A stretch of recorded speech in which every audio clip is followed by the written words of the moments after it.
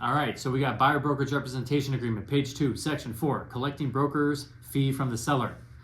Buyer may choose to negotiate that the broker fee be paid in whole or in part by the seller as a credit to the buyer at closing and or by the seller directly to broker at closing. Before I go any further, sounds very confusing. We all have to create a scenario. Let's create a scenario.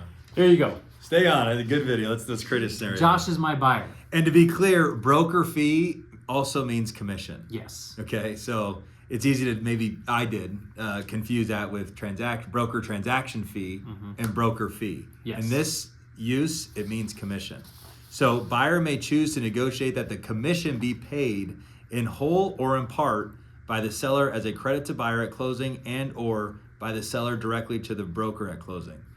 Okay, go ahead. I actually understand that, but Yeah. go ahead. Tell me what. There you go. So Josh is my buyer. We make an offer. Page 2, section 2 of the RPA says, how much is the seller going to pay me? Josh allows me to go collect a commission from the seller. I ask for 3%. I now have the sellers directly paying the buyer broker through commission.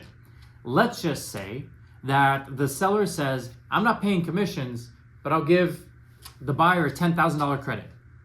Now on the closing costs on page 6, you would put $10,000 closing cost credit, and Josh can say, hey Matt, of that $10,000, I'll give you $5,000 towards your commission. That's the buy seller as a credit to buyer at closing. And what that essentially means is that if you think about this agreement, by me entering into this agreement, again, I'm the buyer in this scenario, I now have a closing cost that I have to absorb. Yes. So, and it's the cost of the commission for Matt. So if in negotiations, Matt can go out there and ask the buyer, we want $30,000 in closing costs. And well, now back to me as a buyer, well, 15,000 of that may be an obligation I have to pay Matt a commission under this agreement. So we'll take that 30 and go, 15 is going to go to you, Matt. Yep.